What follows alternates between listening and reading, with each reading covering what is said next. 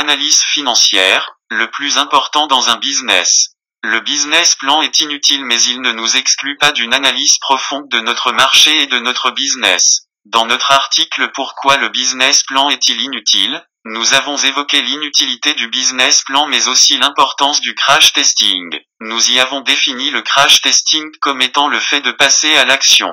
Néanmoins, passer à l'action nécessite de savoir dans quel marché nous nous lançons, quels sont les besoins et les offres existantes et comment les résoudre. Pour ce faire, nous devons étudier notre projet. Le but est d'effectuer une analyse profonde du marché mais aussi de notre business. Nous devons répondre à plusieurs questions liées à notre marché et notre business. Pour la plupart des leaders obstinés, l'action indispensable dans la création d'un business est l'analyse financière, des besoins et des contraintes. Cependant, comment analyser son marché et les contraintes financières de l'activité?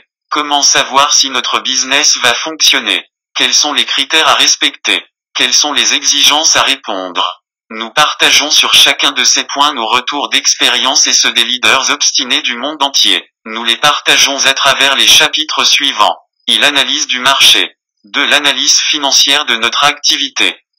Analyse financière, les contraintes de notre activité. Conclusion.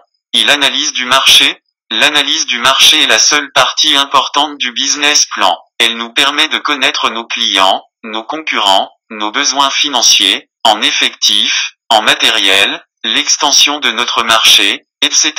Ces informations nous permettent de prendre des décisions et de mettre en place des stratégies afin de les atteindre. Par définition, l'étude de marché a pour but d'analyser l'offre et la demande sur un marché donné afin de permettre la mise en place de la stratégie commerciale de l'entreprise ou d'un plan d'action marketing. Plus concrètement, quelles sont les informations importantes pour une analyse de marché? Lors de la création de Digitata-IT, nous nous sommes posé les questions suivantes. Notre projet est-il cohérent d'un point de vue commercial? Y a-t-il une réelle opportunité de gagner de l'argent avec notre expertise? Pourrions-nous assurer les charges de démarrage? Cependant, nous nous y perdons très rapidement. La plupart du temps, nous ne savons jamais quand est-ce que nous devons nous arrêter. La plupart des informations obtenues ne nous fournissent pas les réalités actuelles du marché. Les besoins des clients sont en perpétuel changement. Au même moment où nous analysons un marché et ou une demande, plusieurs entreprises concurrentes ont déjà répondu à l'offre. Ensuite, nous nous rendons compte que notre business plan est inutile. Il est plus intelligent de passer à l'action. Pour passer directement à l'action, nous avons besoin d'analyser les contraintes financières du projet ou du marché. C'est la partie la plus importante de l'étude de marché. 2. L'analyse financière de notre activité. Quel est l'effectif nécessaire pour assurer une qualité à mes clients? De quoi avons-nous besoin en matériel pour assurer le service ou livrer le produit? Quels sont les risques qui peuvent survenir? Avons-nous les moyens de nous assurer 3 mois de fonctionnement? Besoin de fonds de roulement? etc.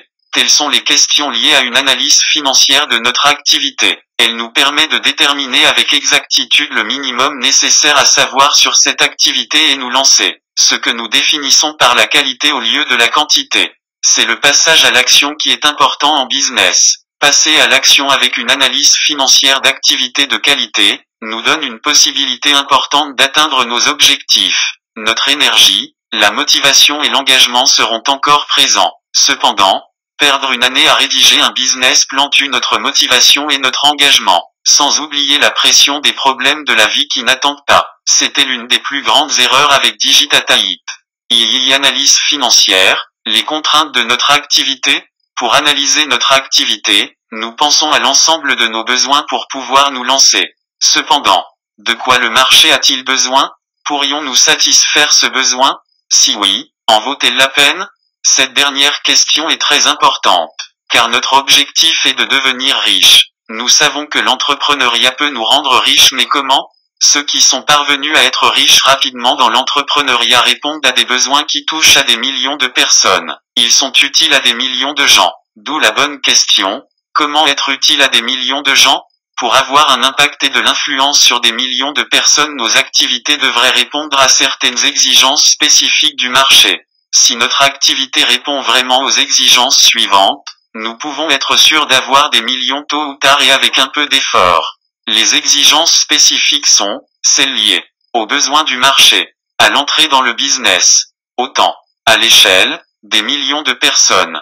au contrôle.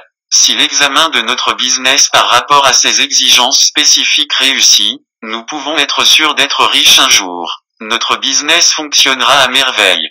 IV conclusion.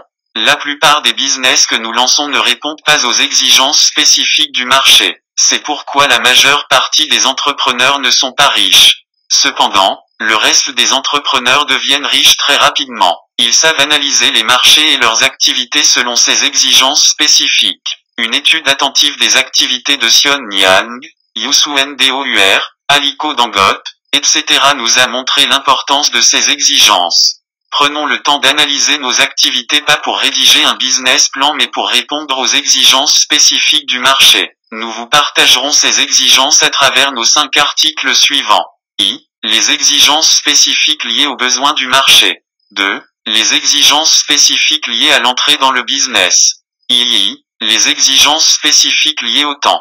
IV. Les exigences spécifiques liées à l'échelle, des millions de personnes, et V. Les exigences spécifiques liées au contrôle. Cet article est signé, l'équipe de leaders obstinés. Voudrez-vous lire l'article?